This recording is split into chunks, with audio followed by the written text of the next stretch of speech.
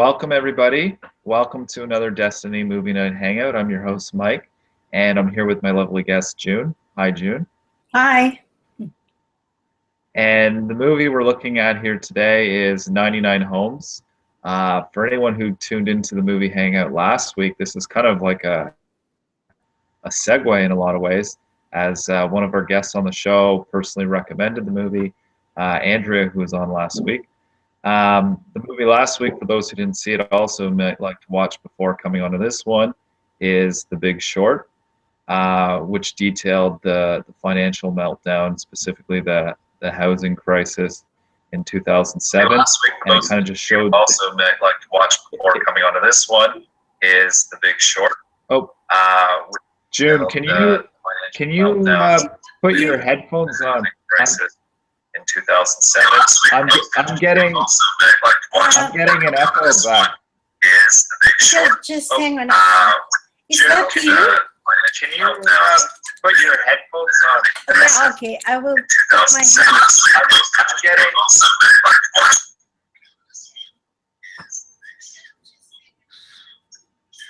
What is that?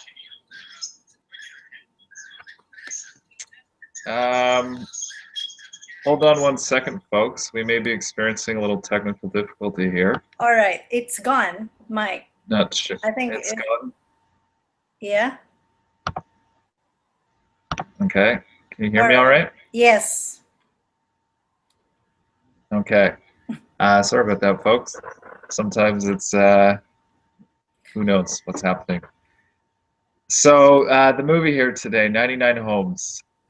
This basically, like I was saying, was a follow-up to the previous movie Hangout, which was The Big Short, which focused on the mortgage crisis and specifically the stock trading that was taking place on the mortgages.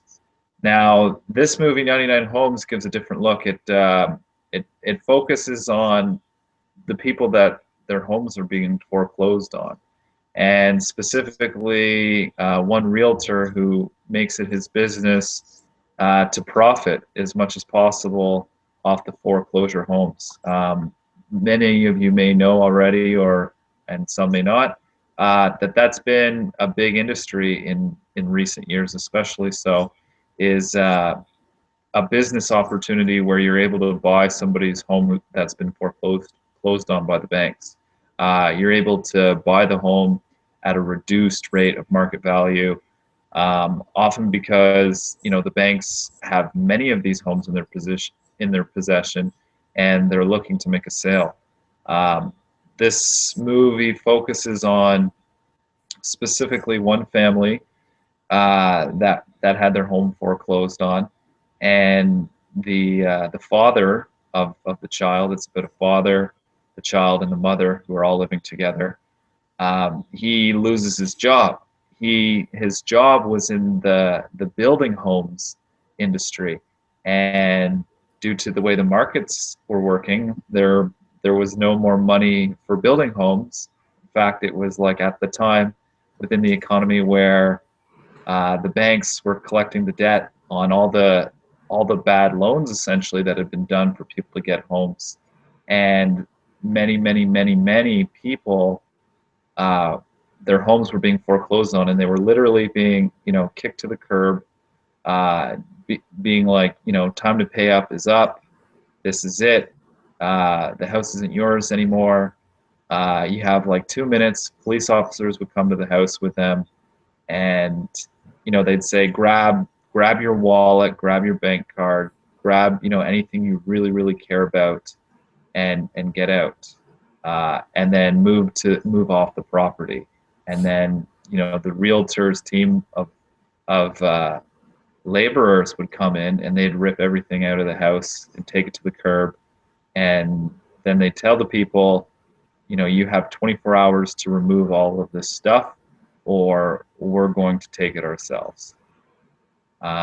So, a very brutal exposure, sad in a lot of ways, of what's been happening to a lot of people.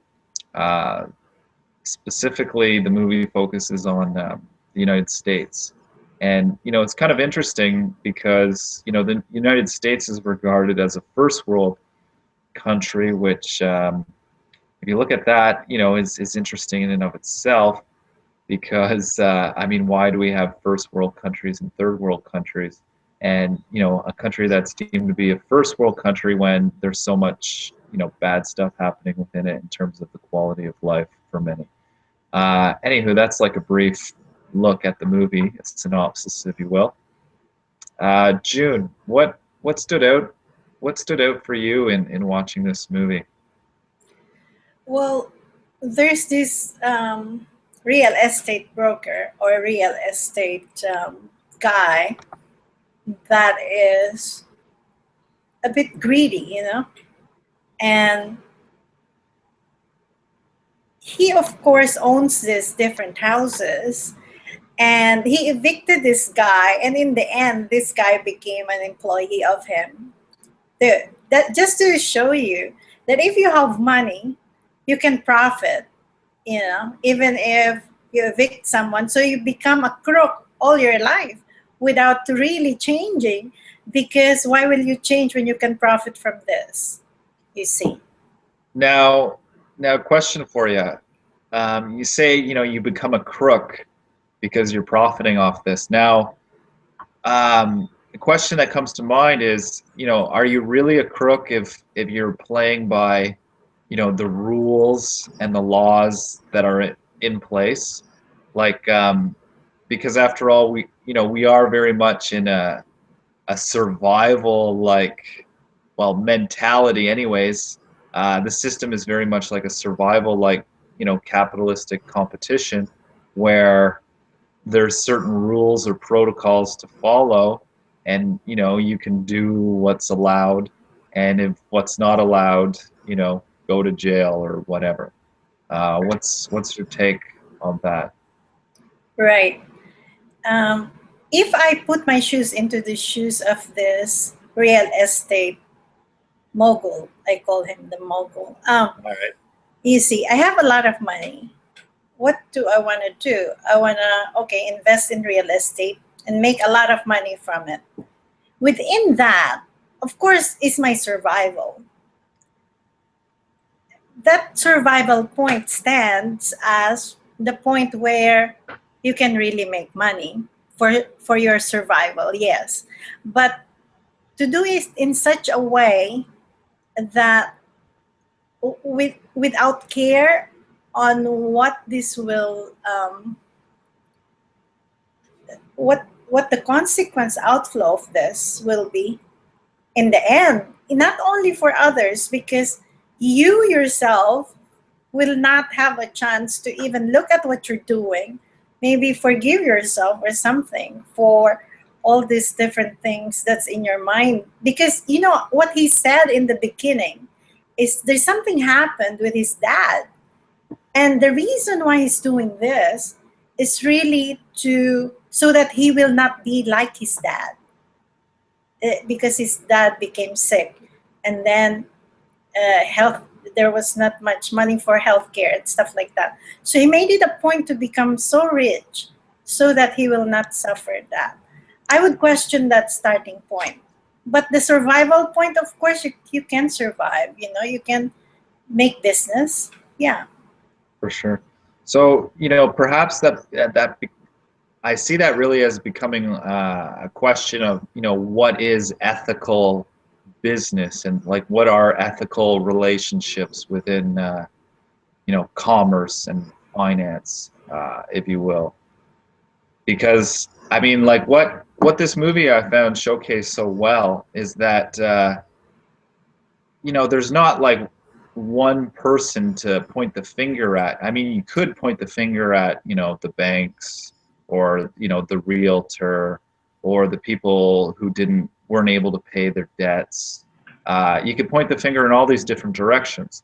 What I think it comes to, and what it shows is the whole framework of the design of how things are here, and that kind of everybody's operating in this starting point of trying to survive basically trying not to be the, the crab in the bucket that's going to get squashed, but only so many crabs make it out of the bucket. And there's going to be, the majority of the crabs that are going to get squashed in the bucket kind of thing. What do you think about that?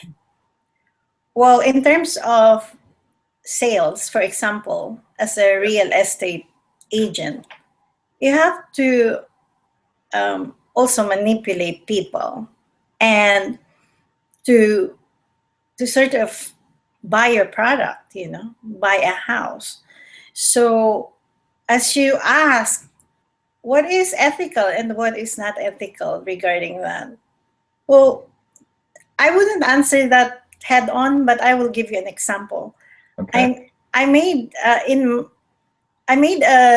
ebook that is not according to what is defined as saleable, and what I just got out of all those, and I said I'm gonna do it my way, and I said, well, let me find out what's gonna happen, and I did, and of course, you're not following the rules of the system. You're not, no one wants your product.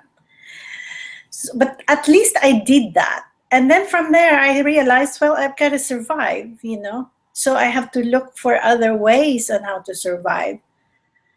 But to just survive and not try that, for example, of how you can make something and create something that is not based on profit, will be diminishing yourself in a way, because then you're just existing within a system that dictates what you have to do.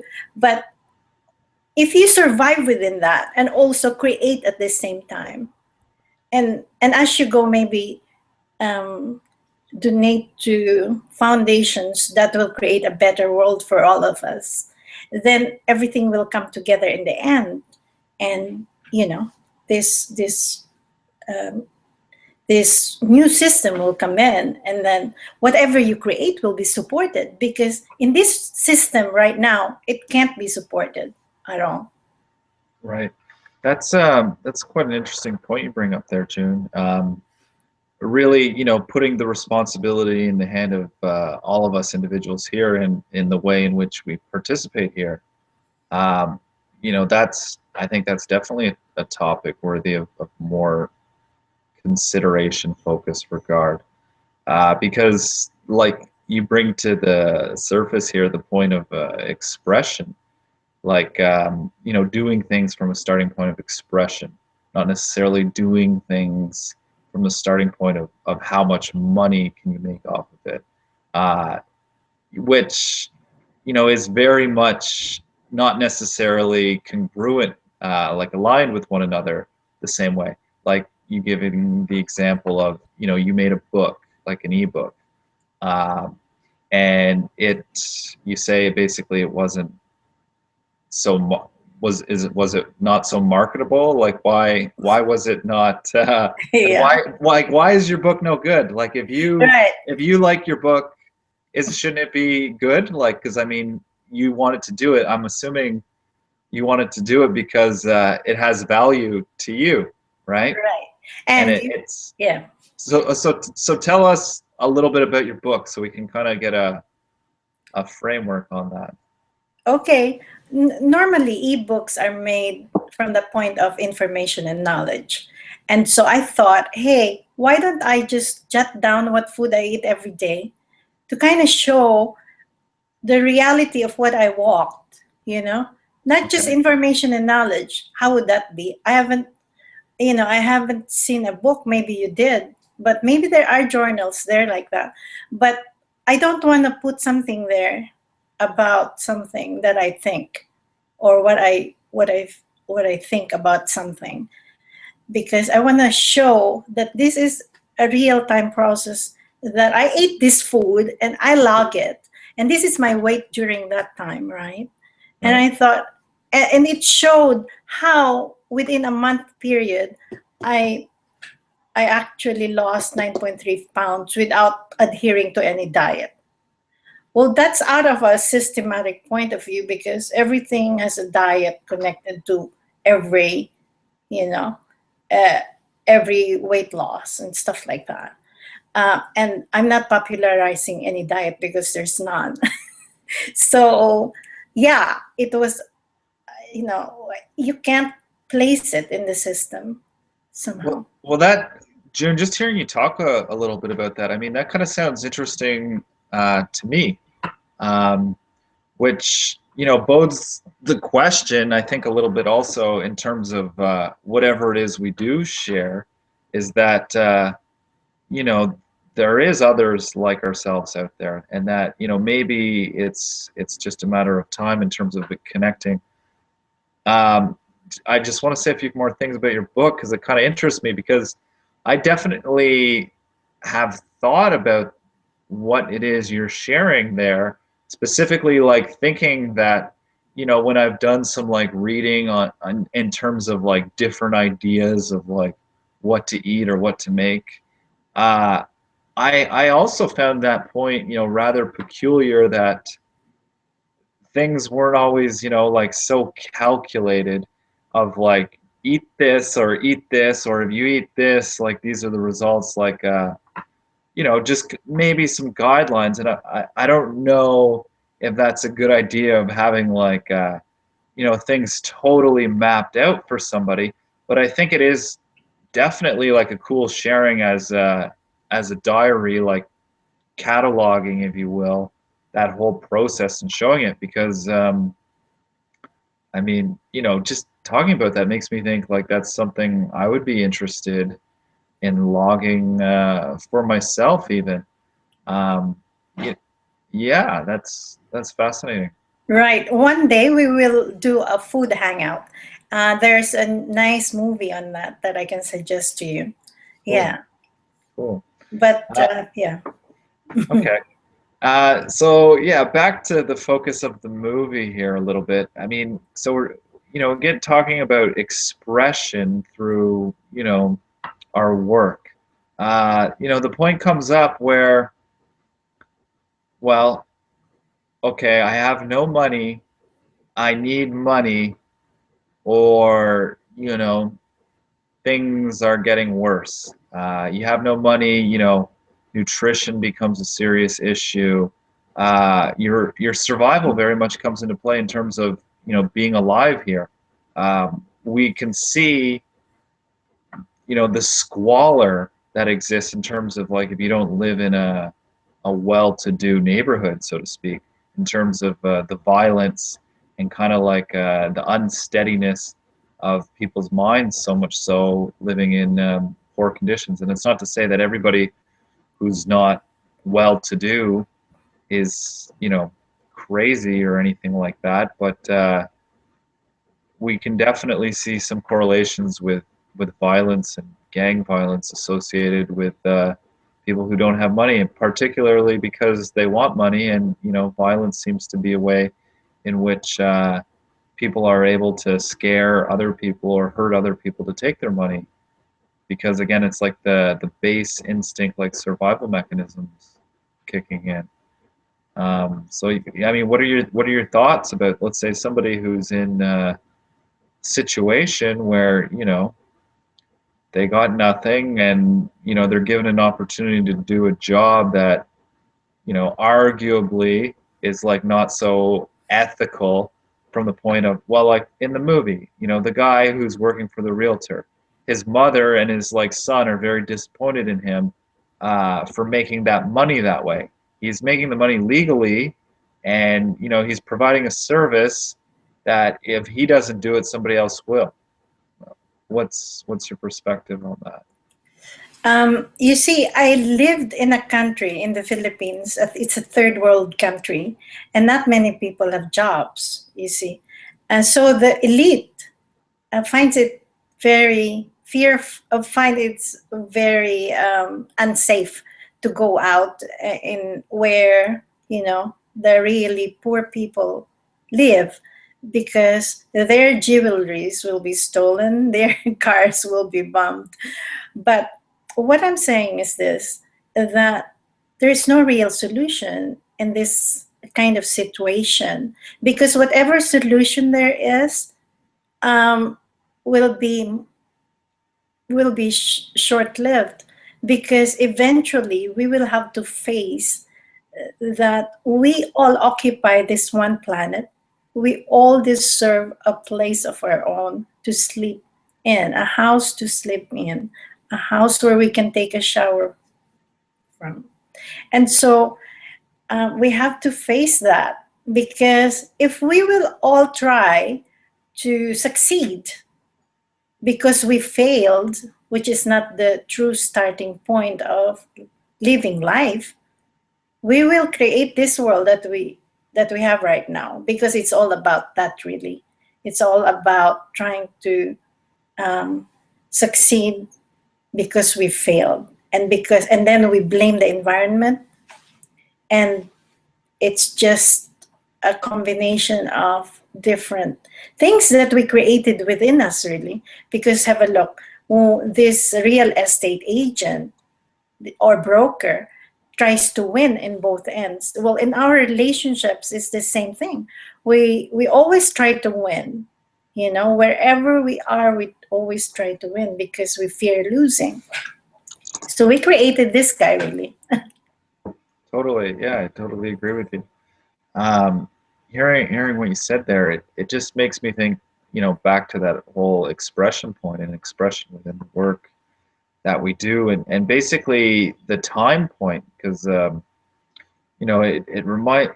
it brings to my attention so much, so many jobs that are here that are done, like let's say a lot of sales work where manipulation is at the front of the sale. It's about speaking to the person in a particular way, steering them into agreeing with you, saying yes, yes, yes, when it's not necessarily in their best interest to go along with that. I mean, the person making the sale might believe that to be best, and so kind of like convinces themselves that they're fulfilling like a service that's of like a noble cause, and they're great, and what they're doing is beneficial to the betterment of the world. But maybe that's dressed up in bullshit. Pardon my frankness there. Which leads me to the point of focus on what's been popular in the news in recent years is the point of basic income, where maybe there's a baseline of stability for everybody in this world in terms of just creating like an economic ease on terms of how we function here in regards to money. What are your thoughts? Right. Later on, I would like to do a wrap. Well, That's awesome. I talked a little bit about that, because in my country, everyone tries to succeed, either go abroad and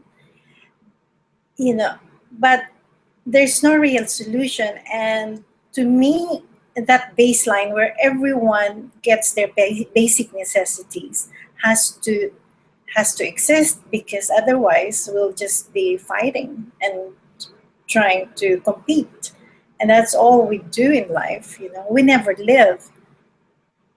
So I specifically being a salesman, for example, like selling real estate, what we tried to do before is um, we actually try to raise your value so that you can get this real estate, right?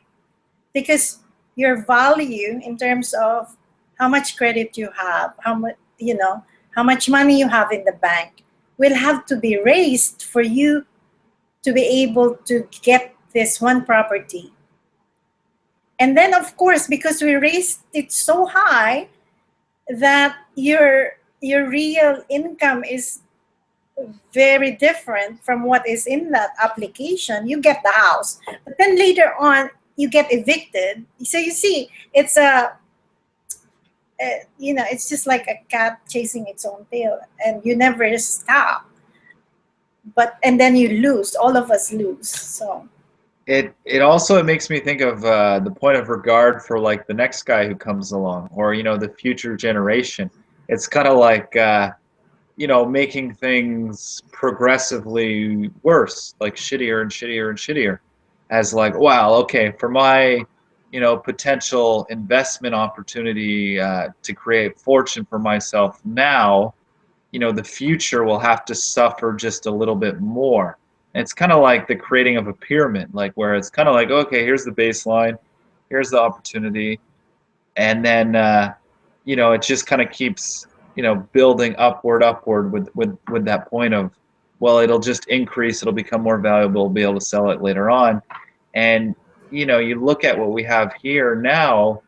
uh, you know, I've heard a lot of different numbers onto like the very specific in terms of ownership of property in this world, but you know, it's it's very disproportionate in terms of, you know, who owns the land here. Like you know, I think the common numbers is that, you know, it's less than 1% owns, you know, 99% of the wealth in this world, which is I mean, quite, you know, well, ironic timing that we bring that up, the movie title being 99 homes, right? Like 99 out of 100, the emphasis on there. Um, in terms of solutions, June, I think we could agree that, you know, monetary reform, like the way the starting point discussion about money, how money exists, I think is you know, paramount in moving forward as the solution here. Would you agree with that? Right. And with that, of course, we already said there should be a baseline, right? Where everyone can have their basic necessities in the beginning and have at least a free home. And then another point that I want to raise is that when living in the system, there's a lot of different things that can happen. And we have to have the tools to actually deal with that. Let's say, for example, being evicted from your home, you will suffer loneliness and fear of loss. So you should have a tool where, you know, I use self forgiveness and I say, you know, I forgive my fears. So you also need this to be able to function in this world. Because if not, you will be overwhelmed and one day you'll get sick because the stress that this gives your body is immense, you see.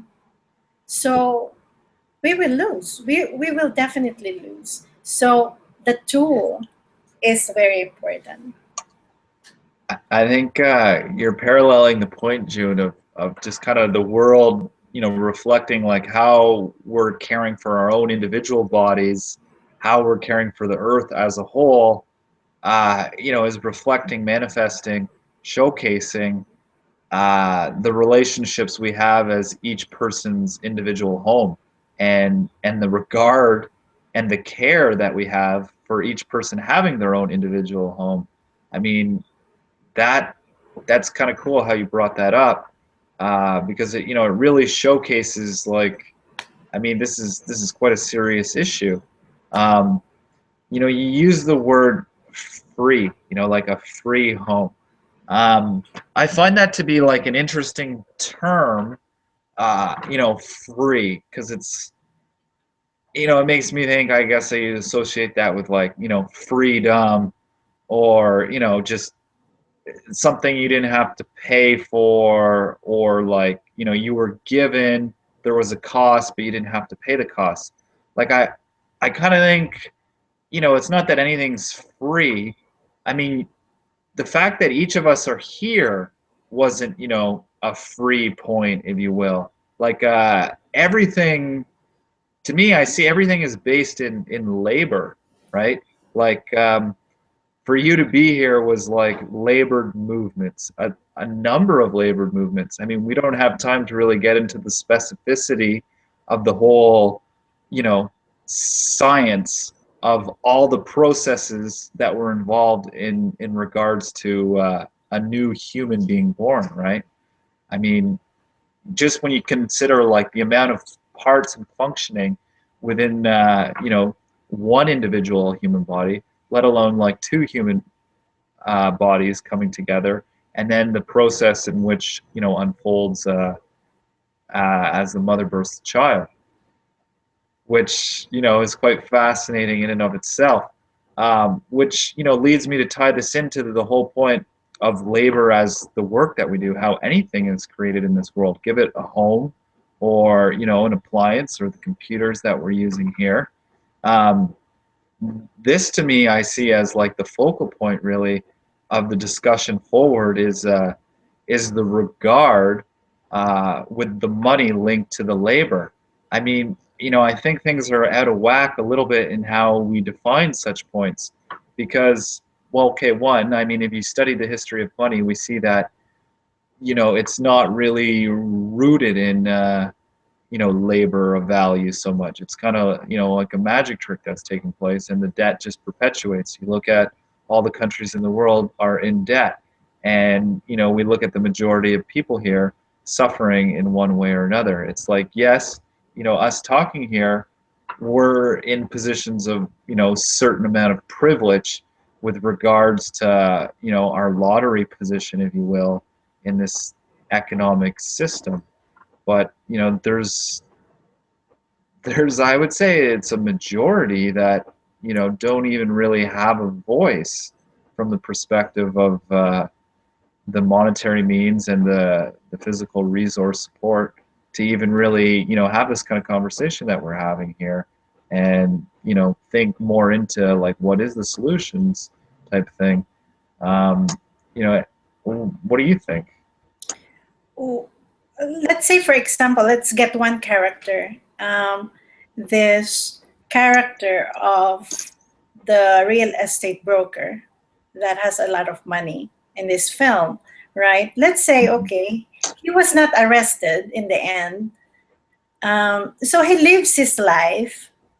Do you think he will not be guilty? He will not feel guilty, really? Oh, I really think if I put my shoes in his shoes, that I will feel guilty that I'm doing this. And to cover that up, I would maybe use some women or some drugs, which is not really good for my health nor my relationships. So then I will go into this abyss, really, in terms of this kind of system that I'm like supporting and accepting and allowing in my life. And let's look at this other guy, this main character, right? Okay, if for example he bought this new house and his mom and his son agreed to be with him. Let's say for example they they said, okay, now you've got it all together, let's be with you, and they live happily ever after.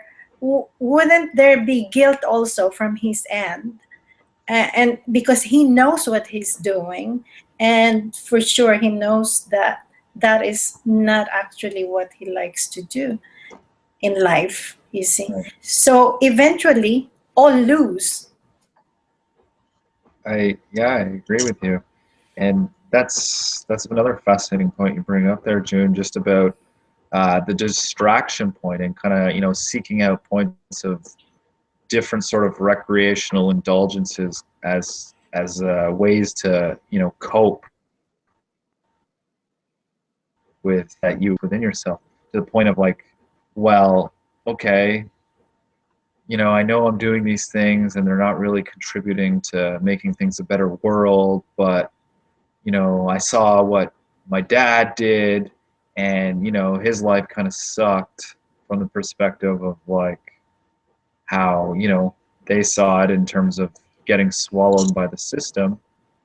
um, it's I mean, that's fascinating because it just showcases like what we have here in so many ways with regards to how leisure time is spent, which is kind of interesting in and of itself, is that with these points of regard in mind, the leisure time is not really all that leisureful and expressive in the best of ways, is it? When you get down to it, when you consider that it's like putting a band-aid just on top of, the serious deep wound that's got a lot of issues going on with it. Yeah. And within us all, we know that there is something wrong. And if we're not going to do something about it, if we keep adding this bandage on, we will feel so sorry within us that we have not done something. And so we will eventually kill ourselves or something. So you see, um, there was it's all or nothing for me. Either I embrace the all, or I have, or all these problems will beset me anyway in my job and my relationships. Because look, in relationships, if you separate from your mate, who and you're alone by yourself, how are you gonna get a new home now?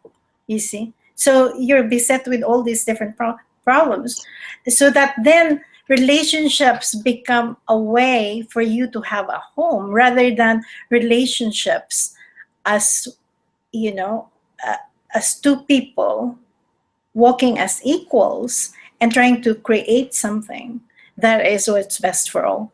You see? So every part of your life is now affected by this.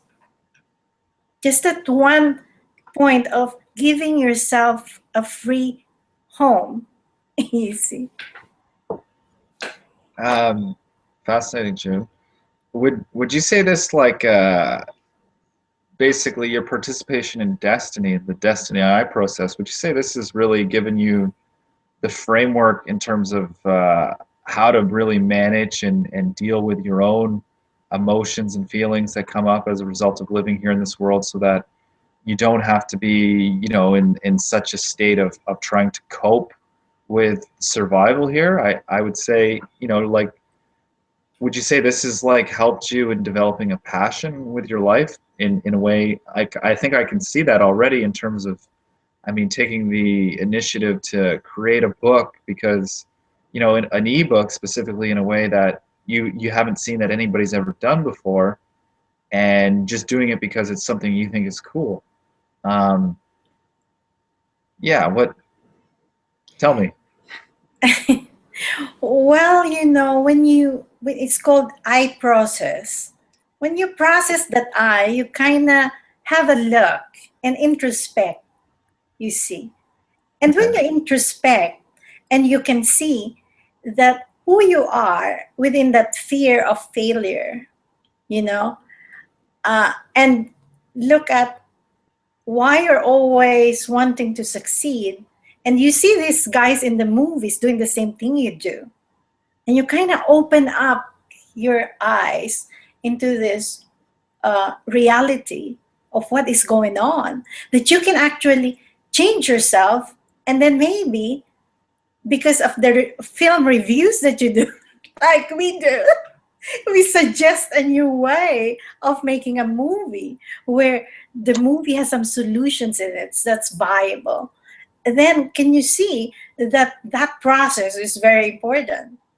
You see, not only for your change, but for world change. And that is awesome. I mean, I need to do this rap, man. All right. Yeah, give it. Give it. 99 Homes is a movie about a man who was evicted from his home. So he tried to get some money of his own. He was offered employment by his evictor. So he worked with him. In the system of greed, he falls. He evicted people, then in the end became arrested to a crime he admitted, while the boss carried on with his multi-million endeavor, profiting from people's misfortune. Let's put myself as the director. Let's recreate the characters. After all, this is a movie that we can recreate instantly. Movies can be a tool for change to occur that is best for all. We act out the changes we see, then it becomes reality. Let's give the characters a free home, everything a monthly income that they don't have to work for, plus a job for the characters if they need more. The son investigates how one builds a structure. The mom expresses herself and does what is best for all. While the real estate mogul forgives himself, changes his ways using tools that work. It is clear if we abuse our share, we will all lose. See what is possible? A movie can be a tool when you stand for what is best for all. Yeah. Yeah. Yeah, yeah. Cool, June. Very cool. For those of you who don't know, June's been on a few Hangouts recently, and she's accumulating a pile of raps here. I believe she's shared 3 raps so far. What was it? It was on, well, today, Whiplash. The Big Short, and Tremendous. Whiplash. Yeah, yeah, awesome, June. It's all in my blog. Nice. Yeah. And what's the name of your blog, June, for those who are watching who might not know? Living Words Journey to Life, or June Journey to Life. Nice. That blogspot.com. And if somebody was looking for your ebook, would they be able to find it through? In blog? Amazon, it's What's called in Amazon? My Food and Weight, and I actually decided not to put a title there that will be catchy. I thought, let's try this out. Let's just put a very generic name here and see how this goes. And of course, then I realized we really have to change this world, because even if you create, no one will support it. So if you change this world and everyone realize, then you get supported by with your creation. That's a fascinating point, June. And I mean, what I'm laughing at here is just it brings to mind just the point, so much so again of how we create so much busy work around everything else here. Like because the way in which just there's such competition to make a profit. Because if you don't make a profit, you're fucked. So we build up like the whole advertising game, the commercial game. It's intense. It's basically an extension and outflow of the real estate game, and it's very much the same game. It's like a property ad billboard game in so many ways.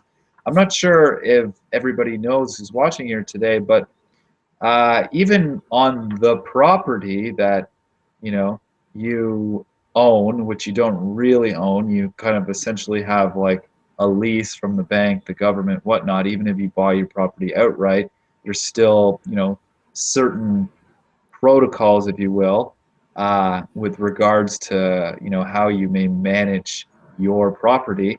What I want to say specifically about, let's say, your house, and I'm sure it varies from state to state, country to country, province to province, all the different jurisdictions. But at least like where I live, I was noticing, because I was thinking, I could do some more advertising for my business just through my own house, my own property, that I could put up, signage on on my lawn or whatnot, and just leave it there. And I was kind of wondering, like, well, why don't more people put up signage like that have such things?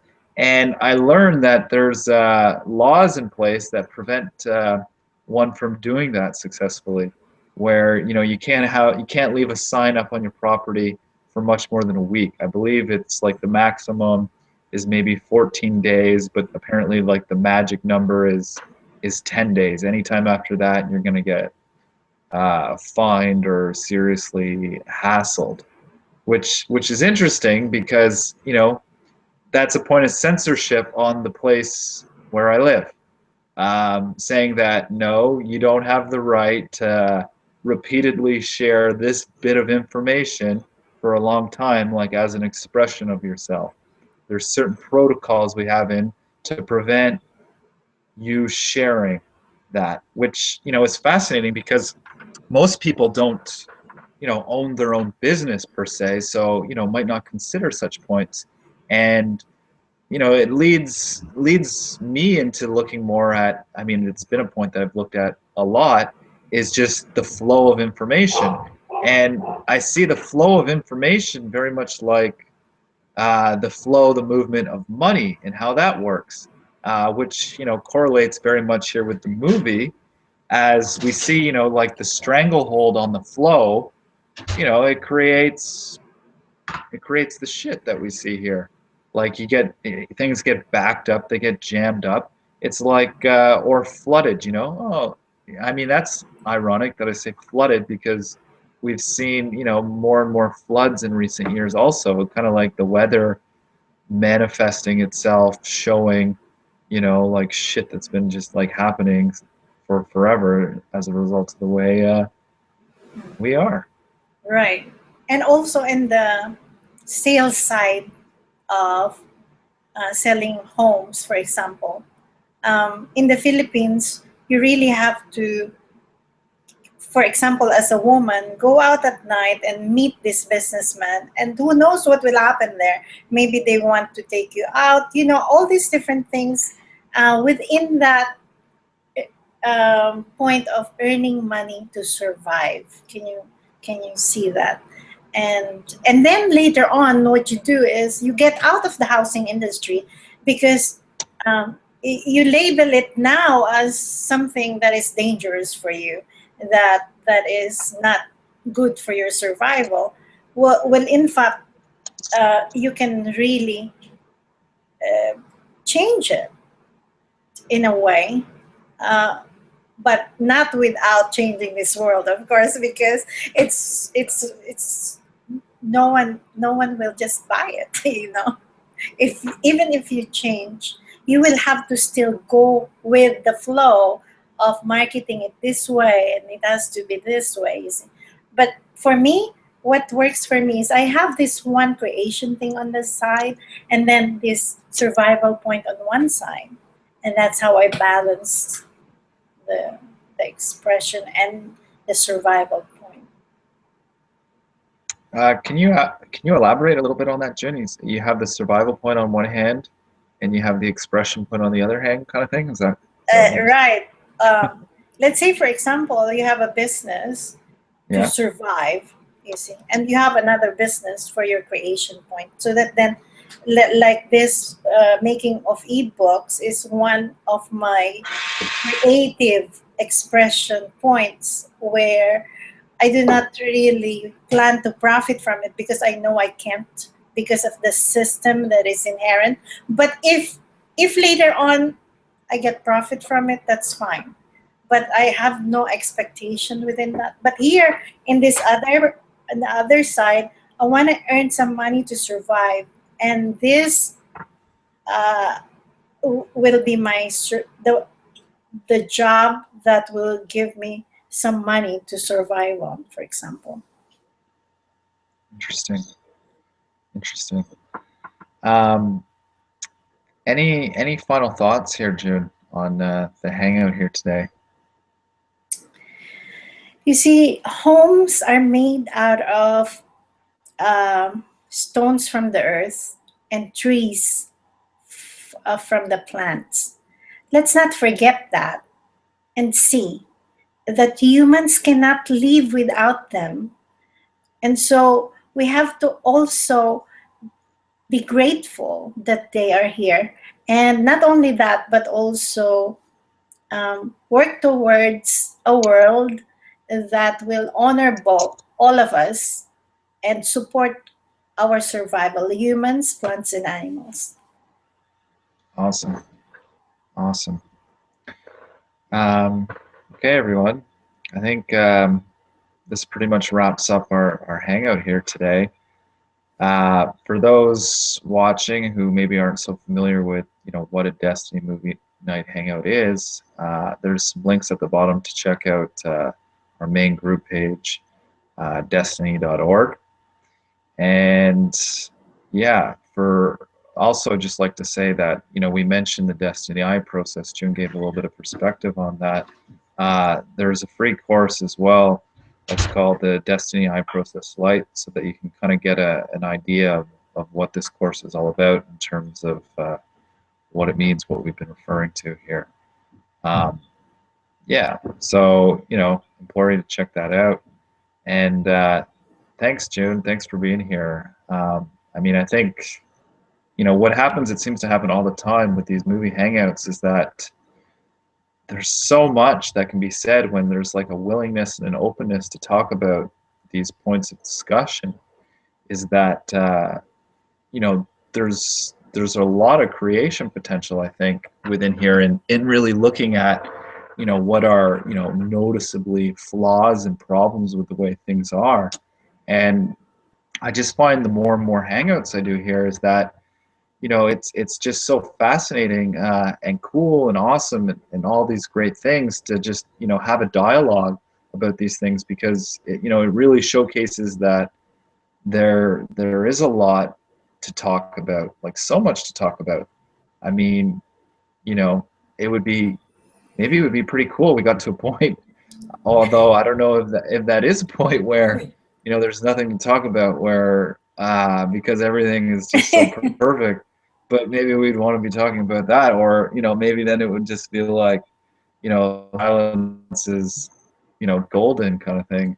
But I think we're a long way from the totality of everything here.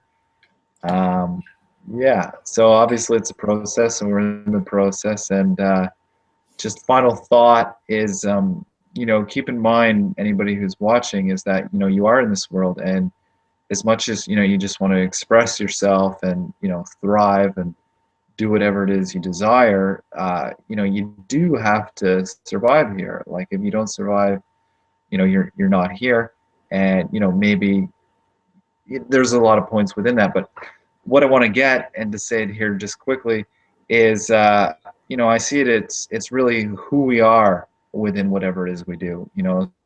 Guy, you're the bank guy, person getting a house foreclosed on, whatever situation you find yourself in. I think, in this process that we find ourselves, it's who we are in how we move through whatever circumstance we have here, because ultimately I think that's where I see that's how our expression really comes through. It's in that nobody else gets to decide who we are, in the inside. That's kind of the one real freedom here in this world, really, is how we get to live ourselves here with whatever situation we're facing. Okay, awesome, June. Thanks for being here, and thanks everyone for tuning in. Yeah, thanks, June. You're welcome. And everybody, awesome. So we'll be back again next Friday or Saturday. There will be a news update on the DI group in Facebook, so stay tuned, check there for an update on what's next, and for upcoming hangouts. Feel free to engage us on the Facebook page. Yeah, I'd say that's like the best place to go. All right, everyone. Thanks, and see you again.